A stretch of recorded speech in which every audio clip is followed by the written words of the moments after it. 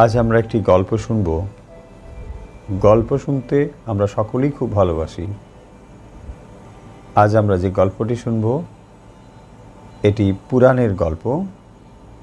ব্রহ্মবৈবর্ত পুরাণ নামে একটি বিখ্যাত পুরাণ রয়েছে।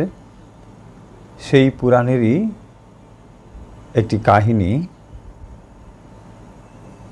দর্পহারী ভগবান। এই কাহিনী এখন আমরা শুনব। সর্বশক্তিমান ভগবানেরই আর এক নাম হলো দর্পহারী ভগবান। যারা ভগবানের খুব প্রিয় তাদের সকলেরই মনের অভিলাষ তিনি পূর্ণ করেন। অতুল শক্তি ঐশ্বর্য দিয়ে ভরিয়ে দেন তাদের। কিন্তু একটি জিনিস তিনি কোনো মতেই সহ্য করতে পারেন না, আর তা হলো অহংকার বা দর্প। শক্তি আছে বলেই যে তা নিয়ে অহংকার করতে হবে আর যাকে তাকে ক্ষমতা দেখিয়ে বাহবা কুড়োতে হবে, ভগবান এটি কিন্তু আদৌ পছন্দ করেন না। আর শক্তিমান যদি সংযত না হন, যেখানে সেখানে শক্তি ফলাতে যান, তাহলে এই পৃথিবীরই বা কী মঙ্গল হয় আর তার না নিজেরই বা কী মঙ্গল হয়? তাই কখনো তা হতে পারে না। তাই যখনই কেউ অহংকারে মত্ত হয় তখনই ভগবান তাকে উচিত শিক্ষা দেওয়ার জন্যে প্রস্তুত হন। এইরকমই এক কাহিনী এখন আমরা শুনব। ব্রহ্মা এবং শিব দুজনেই শ্রী ভগবানের শক্তিতে শক্তিমান। দিন রাত তাঁরই স্তব স্তুতি আরাধনা করে এই অতুল শক্তি লাভ করেছেন। ব্রহ্মা পেয়েছেন সৃষ্টির ক্ষমতা, আর শিব পেয়েছেন সকলের মঙ্গল, সেই সঙ্গে সকলকে সংহার করার ক্ষমতা। এটি কোনো সামান্য ক্ষমতা নয়, এটি একটি বিশেষ ক্ষমতা। কিন্তু ক্ষমতার এমন মজা যে তার স্রষ্টাকেই সে ভুলে যায়। আপনা থেকে কখন যে সে মত্ত হয়ে ওঠে নিজেও টের পায় না। আর তা না হলে শিবের মতো অত বড় মহাযোগীর এমন দুরবস্থা কেন হবে? শিব হচ্ছেন মহাযোগী। এমনিতেই তার কোনো অহংকার নেই। কারো কাছে অযথা তিনি কখনো ক্ষমতা দেখিয়ে আস্ফালনও করেন না।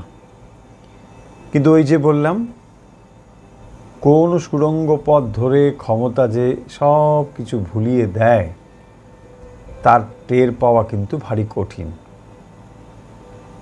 তার ফলে এক সময় যে মহাদেব তিনি কেমন করে সব ভুলে গেলেন, আর সব কিছু ভুলে নিজেকে তিনি মনে করতে শুরু করলেন যে তিনি হচ্ছেন ঈশ্বর। স্বয়ং ভগবানের চোখ এড়িয়ে যাওয়ার উপায় কারণে তিনি ঠিকই লক্ষ্য করেছেন এবং সেই মতো তিনি সুযোগ খুঁজছিলেন যাতে তার প্রিয় ভক্ত মহাদেবকে তিনি ঠিক ঠিক শিক্ষা দিতে পারেন। সুযোগ এর জন্য বেশি দিন অপেক্ষা করতে হলো না, সুযোগ এসে হাজির হলো। স্বর্গরাজ্যের অধিকার নিয়ে দেবতাদের সঙ্গে অসুরদের প্রায় যুদ্ধ লেগেই থাকে। আর দেবতারা এমনিতেই ভগবানের প্রিয় পাত্র, তাই তাদের সঙ্গে এঁটে ওঠা সম্ভব হতো না অসুরদের। তাছাড়া দেবতারা অমর, আর অসুররাও কিন্তু কম যায় না। মাঝে মাঝে তারাও ব্রহ্মা বিষ্ণু বা শিবের আরাধনা করে তাদের থেকে মনের মতো বর আদায় করে নেয়, আর তার দ্বারা তারা শক্তিমান হয়ে ওঠে। আবার এই বল পেয়ে স্বর্গরাজ্য কাঁপিয়ে তোলে। ছারখার করে দেয় সব কিছু। এমন আশ্চর্য যে অসুররা যে বরই চাইতো সেই সমস্ত বর দেবতারা তাদের দিয়ে দিতেন। এইভাবে বৃকো নামে একজন অসুর একবার নির্জনে বসে শিবের আরাধনা শুরু করল, বৃকাসুর। তো সে জানতো সবচেয়ে শিবের শক্তি হচ্ছে বেশি, আর ইচ্ছে করলে তিনি অনেক কিছু দিতেও পারেন। বৃকাসুরের খুব ইচ্ছা অমরত্ব লাভ করার, যদিও সে জানতো ও বর মহাদেব তাকে কোনো মতেই দেবেন না। যদি অমরত্ব একান্তই না দেন তাহলে কিভাবে ওই জিনিস আদায় করবে, মনে মনে বৃকাসুর তাও ঠিক করে শিবের আরাধনা শুরু করল। তপস্যা করতে করতে 1 বছর কেটে গেল। কৈলাসে শিব তখন আর চুপ করে থাকতে পারলেন না, সোজা চলে এলেন বৃকাসুরের কাছে। এসে বললেন, বৃকো, তোমার তপস্যায় আমি খুব খুশি হয়েছি, বলো তোমার কি চাই, আমি দেব। শিব এসেছেন, বর দিতে চাইছেন, শুনেও বৃকাসুর যেন শুনতে পেল না। সেই আগের মতোই চোখ বুজে চুপ করে বসে রইল। শিব আবার বললেন, বাবা বৃকো, ওঠো, বর নাও। এবার চোখ খুলল বৃকাসুর। ভক্ত চোখ মেলে তাকিয়েছে দেখে মনে মনে মহাদেব খুবই খুশি হলেন। আবার বললেন, বৃকো, তোমার পুজোয় সত্যিই আমি খুব সন্তুষ্ট হয়েছি, বলো কি চাই তোমার। তখন বৃকাসুর বলল, ঠাকুর, আমি যা চাইব তা কি তুমি দিতে পারবে? কেন পারবো না? কেন? শুধু অমরত্বটাই দিতে পারি না, এছাড়া এ ত্রিভুবনে এমন কি আছে যে ঈশ্বর হয়ে আমি তা দিতে পারবো না? তো বৃকো তখন ভালো মানুষের মতো বলল, না না ঠাকুর, অমরত্ব নামে ওই বাজে জিনিস আমি চাই না, আর তার জন্য আমি তপস্যাও করছি না। তাহলে তুমি কি চাইছো বলো? যা চাইবো তা ঠিক দেবে তো ঠাকুর? তুমি চাও, আমি নিশ্চয়ই দেব। তাহলে ঠাকুর আমাকে এই বর দাও যে আমি যার মাথায় হাত রাখব সে সঙ্গে সঙ্গে ছাই হয়ে যাবে। ও এই বর, তার জন্য এত তপস্যা? বেশ বেশ, আমি তোমাকে এই বরই দিলাম। তুমি যার মাথায় হাত দেবে সে সেই মুহূর্তে পুড়ে ছাই হয়ে যাবে। এদিকে দর্পহারী ভগবান শিবের কাণ্ড দেখে মনে মনে এক চোট খুব হেসে নিলেন। বর পেয়ে বৃকাসুর এবার দাঁড়িয়ে উঠল, নিজের বুদ্ধিকে নিজেই একবার তারিফ করে নিল। অমরত্ব দেবে না, দেখো ঘুরিয়ে কেমন ওটাই আদায় করে নিলাম। শিব ও বর দিয়ে এবারে ফিরে যাচ্ছেন খুশি মনে। বৃকাসুর ডাকল, ও ঠাকুর, ও ঠাকুর। ডাক শুনে মহাদেব থামলেন।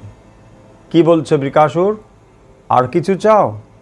না না, আর কিছুই না, শুধু জিজ্ঞেস করছি বরটা তুমি ঠিক দিয়েছো তো? কেন ও কথা জিজ্ঞেস করছো কেন?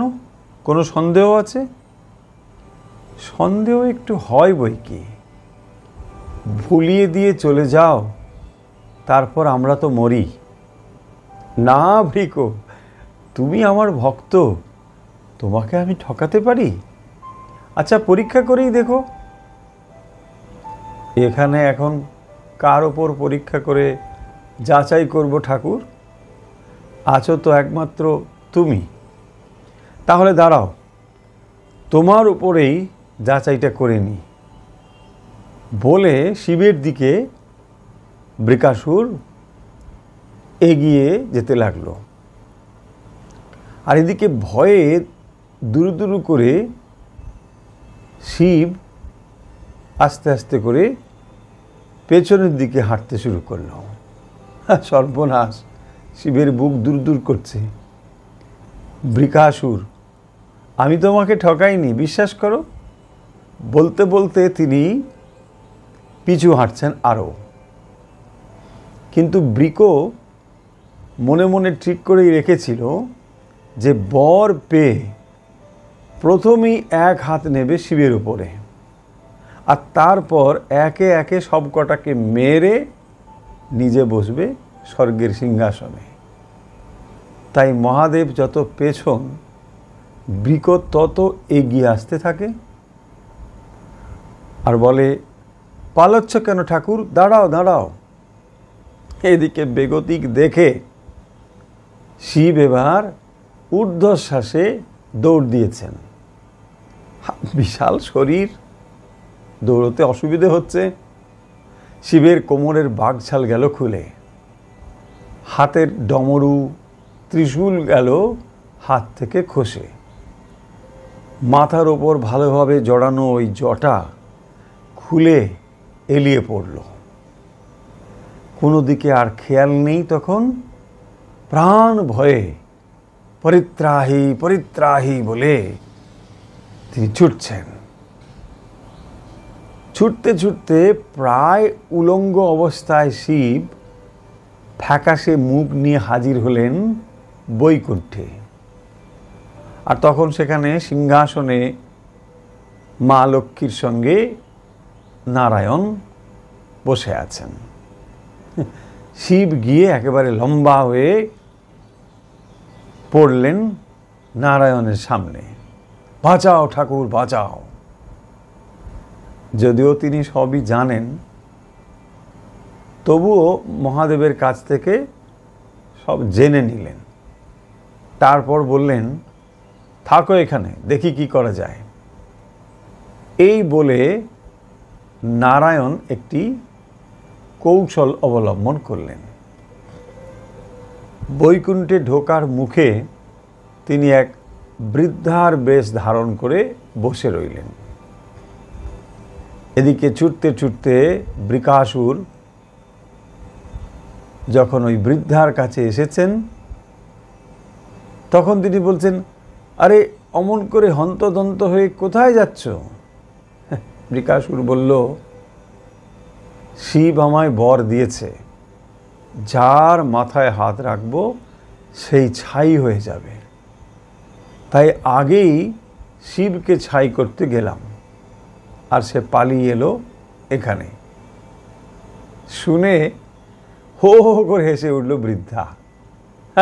তুমিও বিশ্বাস করে নিলে? মাথায় হাত দিলে ছাই হয়ে যাবে? আরে তা কখনো হয় নাকি? কেন হয় না? শিব বলে কথা, তার বর কখনো মিথ্যে হয় নাকি?